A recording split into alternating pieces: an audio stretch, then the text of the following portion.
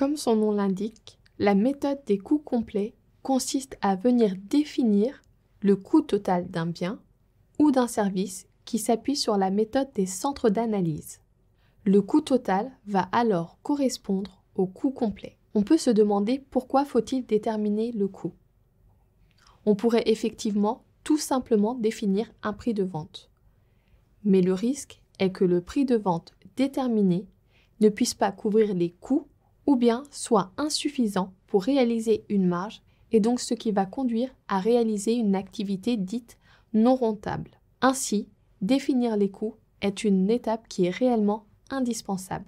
La méthode des centres d'analyse va consister à définir des découpages au sein de l'organisation par section ou bien par centre. Dans chacune de ces sections, nous y retrouverons un ensemble de charges. Chaque charge est alors rattachée dans un centre, c'est ce que l'on appelle l'unité d'œuvre. La méthode des coûts complets est plus facilement applicable à des entreprises de production qu'à des entreprises de services. Pour déterminer les coûts complets, nous allons analyser toutes les charges applicables à un produit. Ainsi, toutes les charges sont incluses, que celles-ci soient directes ou indirectes. La détermination du coût complet va alors se faire étape par étape. Première étape, il faudra d'abord définir le coût d'approvisionnement des achats. Puis, dans un second temps, on va venir définir le coût de production. Et dans un dernier temps, on va venir calculer le coût de distribution, puis le coût de revient. Ainsi, l'agrégation de tous ces coûts va permettre de calculer le coût de revient d'un produit. On peut donc dire que le coût de revient d'un produit correspond au total du coût d'approvisionnement, plus les coûts de production, plus les coûts de distribution et plus la quote-part de frais généraux. Il y a une divergence entre la comptabilité générale et la comptabilité dite de gestion concernant la prise en charge des différentes charges, de leur classement et le traitement dans la méthode des coûts complets. Dans la méthode de la comptabilité de gestion, on va d'abord définir les charges incorporables, alors qu'en comptabilité générale, toutes les charges sont prises en compte pour déterminer le résultat. De la même façon, en comptabilité de gestion, on va venir définir des charges dites directes ou indirectes.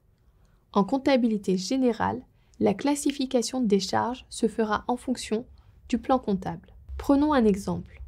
En comptabilité de gestion, des frais de livraison pourront être considérés comme des charges dites directes, alors qu'en comptabilité générale, elles seront uniquement et obligatoirement des charges d'exploitation dont la classification se fera en compte 624-100. Ces charges seront alors considérées comme des frais généraux. Les charges directes en comptabilité générale se définissent comme les charges essentielles à l'activité qui le nécessite. Elles ne nécessitent et aucun calcul ne sera réalisé sur ces charges. Par exemple, pour une boulangerie, l'achat de farine est une charge directe. Les charges directes se distinguent alors des charges indirectes.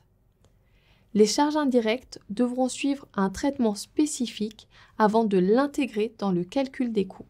Ces charges indirectes concernent toujours la production de plusieurs produits ou de services et elles peuvent également concerner toute l'entreprise, hors service de production ou de réalisation de services.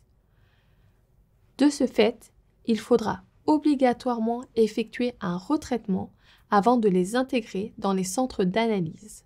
Par exemple, dans une grande entreprise, les charges d'électricité concerneront tous les produits, services, frais généraux et autres.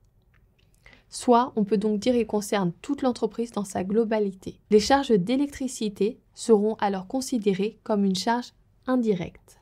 Ces charges indirectes vont alors transiter par les centres d'analyse afin de réaliser leur retraitement.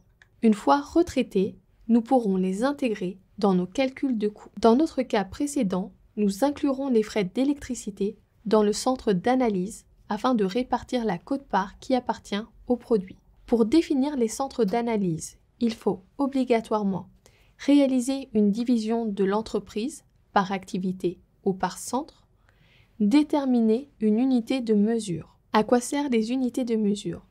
Les unités de mesure permettent de fractionner le coût d'un centre d'analyse et obtenir ainsi un coût par unité d'œuvre, permettent également de définir la proportion de la charge ou du coût à partir d'un nombre d'unités d'œuvre consommées par la fabrication de ce produit ou bien par la réalisation du service. L'imputation se fera alors selon la formule de calcul suivante.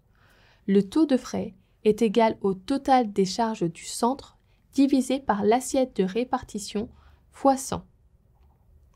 Il s'agit donc tout simplement de réaliser un prorata de la charge allouée à chaque centre. Il existe deux classes différentes concernant les centres d'analyse.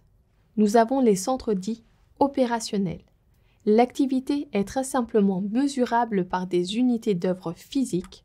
Par exemple, on pourra y trouver des heures main-d'œuvre des salariés d'une boulangerie pour produire différents types de produits. Les mêmes centres dits opérationnels se divisent, eux, en deux sous-parties. Il y a les centres principaux qui sont rattachés directement au service de production et il y a les centres dits auxiliaires qui concernent les autres centres en dehors de la production. En dehors des centres dits opérationnels, il y a les centres dits de structure qui vont regrouper ce qui n'est pas mesurable par une unité physique significative. Dans les centres de structure, nous devrons obligatoirement calculer ce qu'on appelle le taux de frais afin d'imputer leur coût. Nous avons donc vu différentes notions et définitions à retenir pour comprendre la méthode des coûts complets. Nous allons désormais nous intéresser à la répartition des charges indirectes. En effet, dans tous les centres, nous retrouverons les charges dites indirectes.